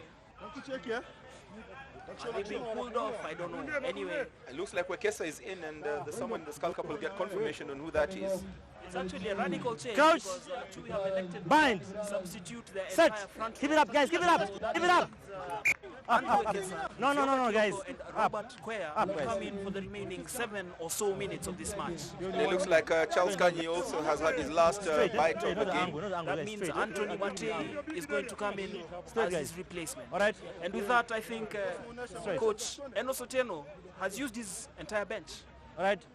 Locks I in. think also a smart move because it depends on Coach. how you look at the game. Bind. Probably knowing your side is not Set. going to come Keep back it up, and keep win it up. this. It's also about giving the players on the bench a run out because semi-final qualifications already guaranteed as Elkins Musonye picks up the ball there and sets up another Ndovu attack. Of course, you'll also have to understand the point of view that Coach Eno Soten is coming from. These players have traveled over 150 kilometers getting to Nakuru. It's only fair for them to get a chance to run on in and display what they have. You do also remember that other than playing for the trophy, this is also a tournament that allows the selectors to choose the various national team squads for both the Ugandan and the Kenya national team. So it's only fair to accord such players who have been declared to be elite in this part of the world a chance to go around and strut their stuff and give them a decent chance to go on through and compete for a chance in the national team. Well, play continues here at the Nakuru Athletic Club. 75 minutes gone, 5 minutes to play. Ndovu, the home side, leading Bolore Chui. Scrum, guys. 20-10. The points in this game for Ndovu have come from Solomon Obiero, who has scored 2 conversions and 3 penalties. Edwins Makori, who has touched down once, and Javan Murai with the other try. Chui's points have come from Cedric Coach. Odera, who scored a try Bind. that was converted by Jojo Koa, who has also added a conversion. Guys, up. No. 5 Hey, minutes man. to Why play. the suckers around here, please? Guys, please, So with let's- Chui let's finishing come on, second boy. Just in come this on, boy. particular pool, they will actually have a Please, chance to please, meet don't against come Papa on. Nguvu, which Yep, promises alright. to be a very explosive Back match. in.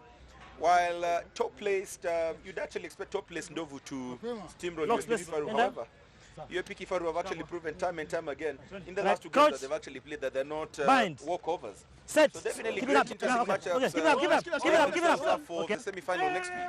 And Hillary, interestingly enough, it's going to be the first all-Kenyan semi-final in the Rugby Super Series since 2011.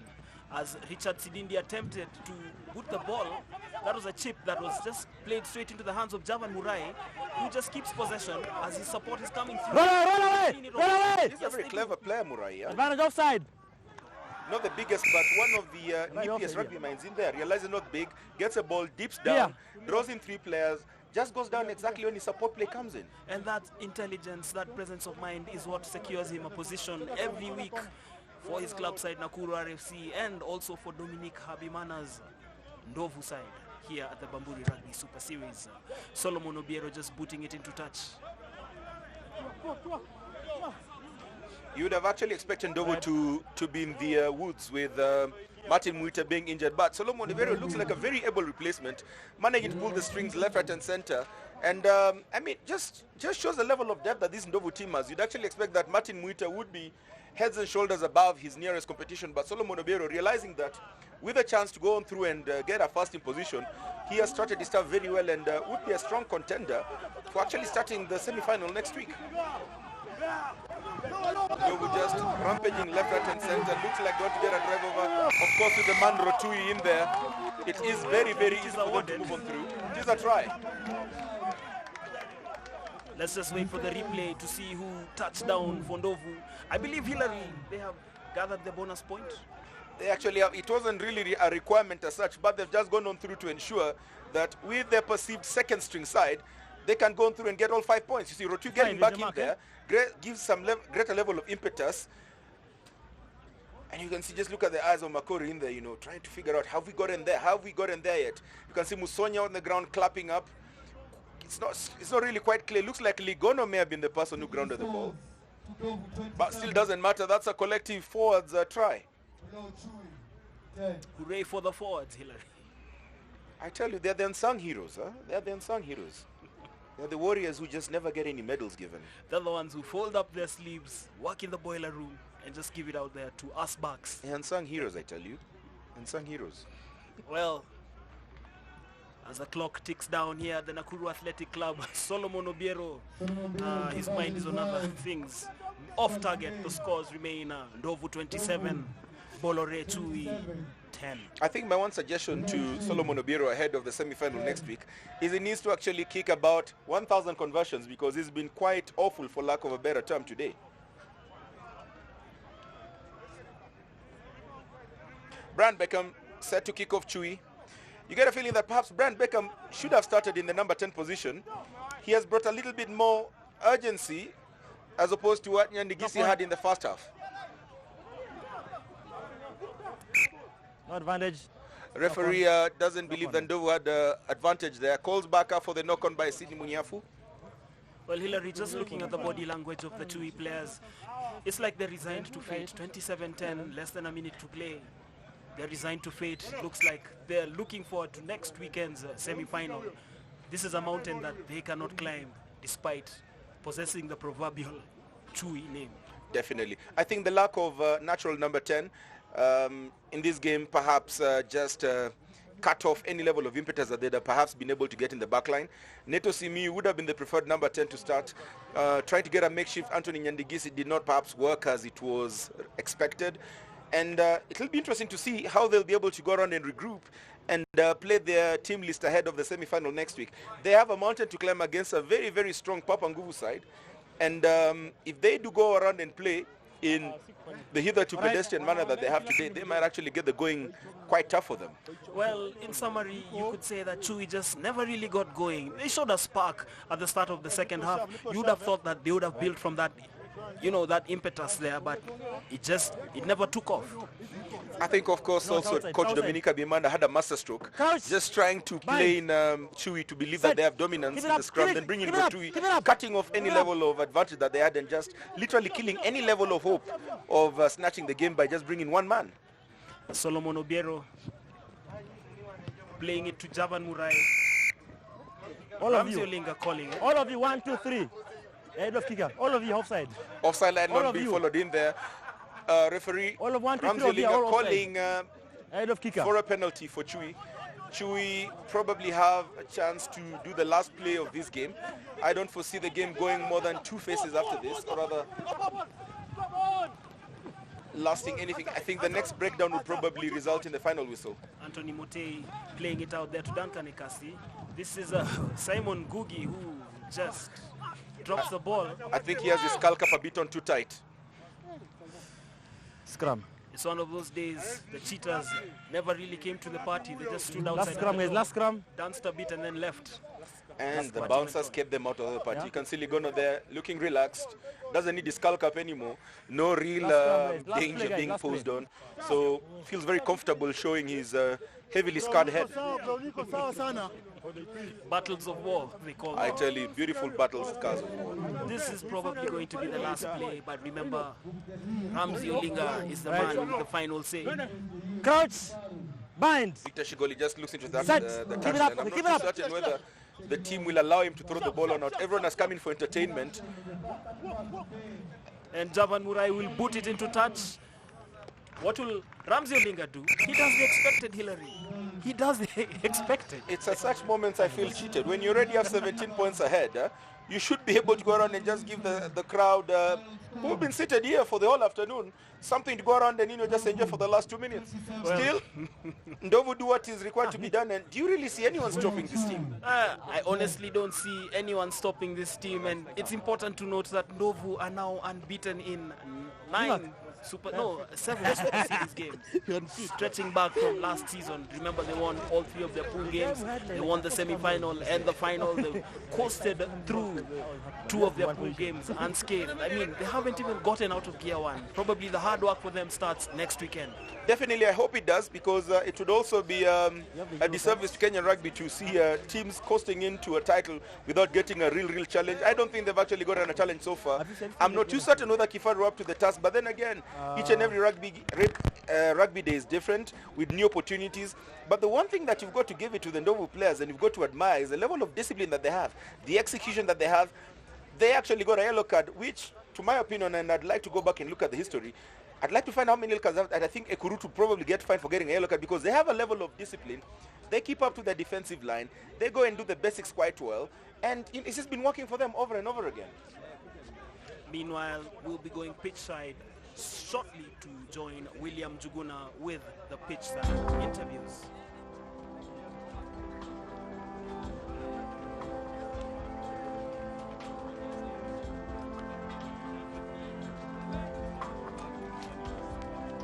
Okay, sawa.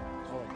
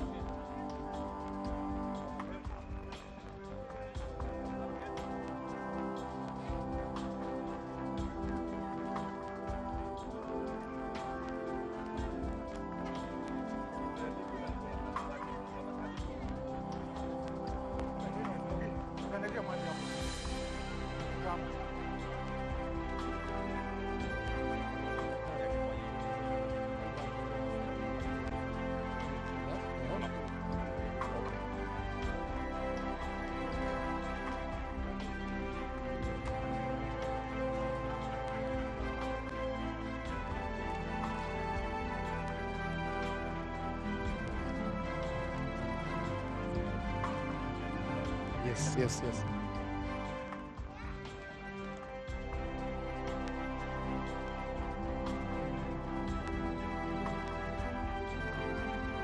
Okay, let's share so I know why is it.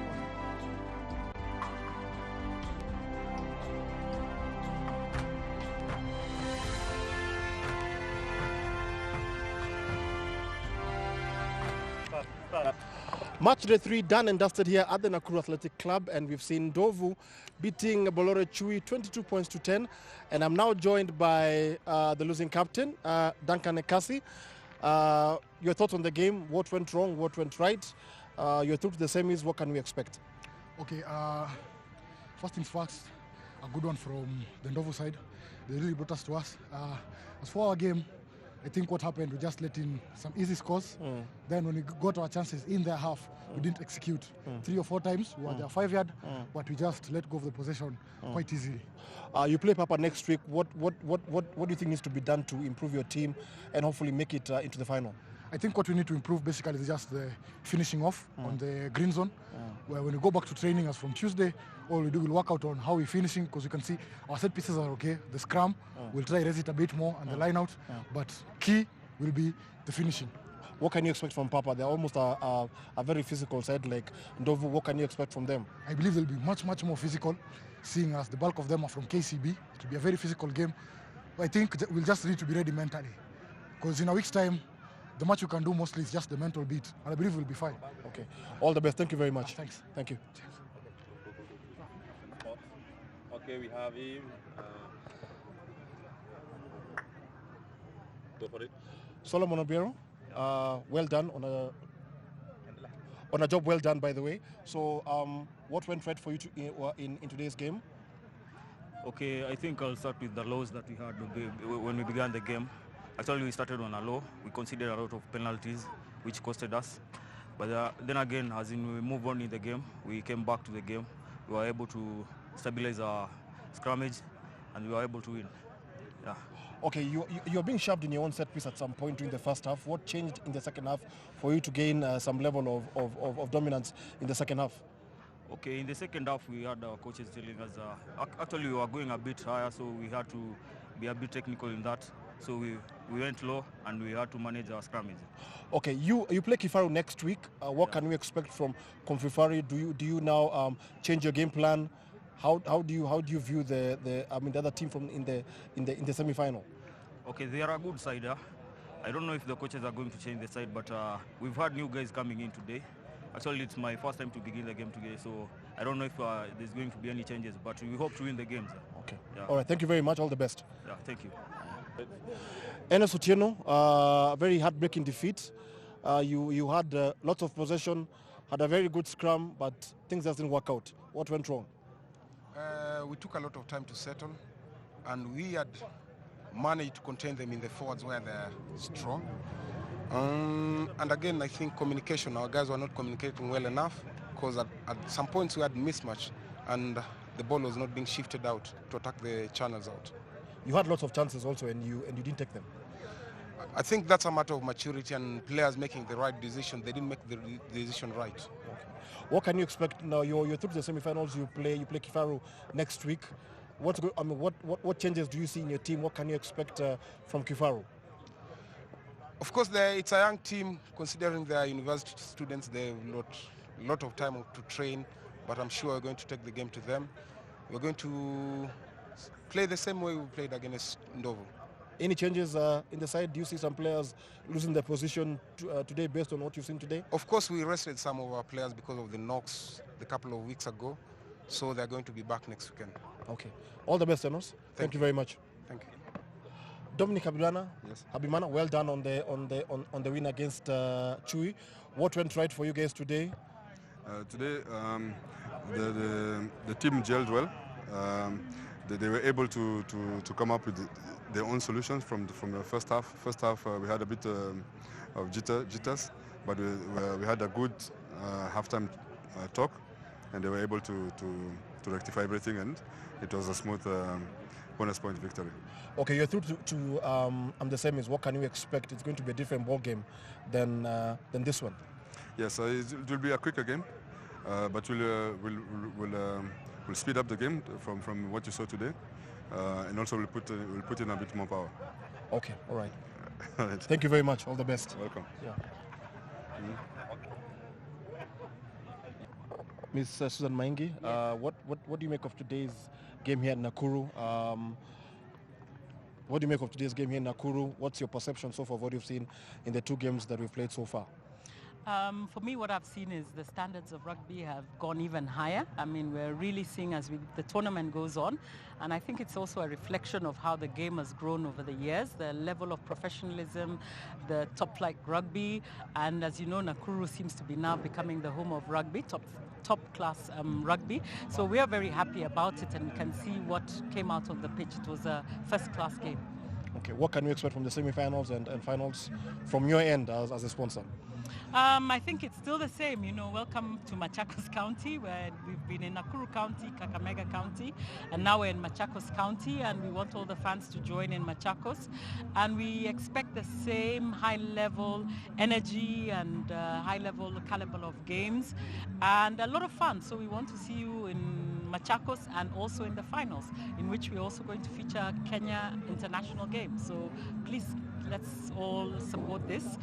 We're supporting Kenya World Cup 2015. All right. Yeah. Thank you very much. All the best. Thank you. Thank you.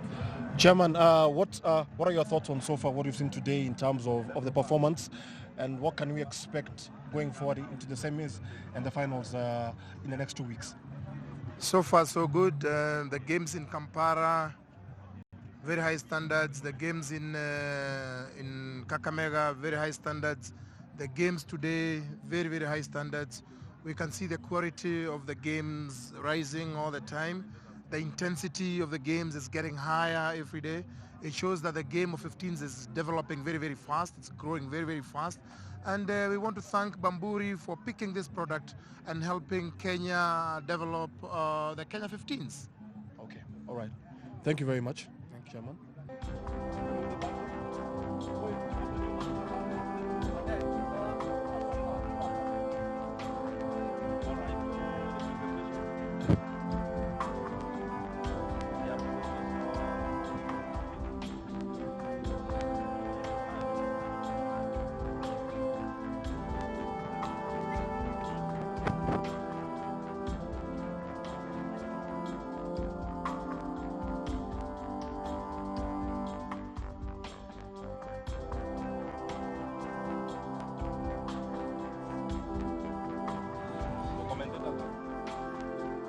There is a man of the match from game one, Alvin Otieno from UAP Kifaru. Had an outstanding game, really was quite outstanding in defense and offense, and definitely scored also one of the tries of the first match. Definitely deservedly a man of the match.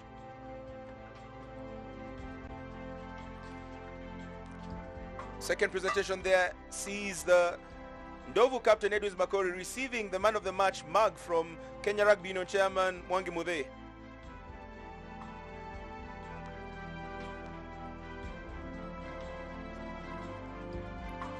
So ladies and gentlemen, we come to the business end of the match day 3 of the 2014 Bamburi Rugby Super Series. The game was actually televised live by Zuku Sports from the Nakuru Athletic Club. We see you next weekend at the Kenyatta Stadium in Machakos, where we'll actually see the semi-final matches between defending champions Ndovu versus UAP Kifaru, while Nguvu Papa will play against Bamburi Chui. We do actually hope that you had a pleasure joining us for the two games being televised from Nakuru this afternoon, and we do indeed sincerely hope that you will join us for the semi-finals that will be played in Machakos next week. Signing off from Nakuru in Rift Valley, Kenya, this has been your commentary team, Hilary Taylor and Mike Wambo. We'll leave you up with a couple of the action photos from what has indeed been a very, very exciting day of rugby from Nakuru. From all of us here in Nakuru, we say asante, thank you, and we do indeed hope that you'll join us next week. We'll leave you with a couple of action shots from what has been the Rugby Super Series Match Day 3 2014. Signing off from Nakuru, thank you for watching Zuku.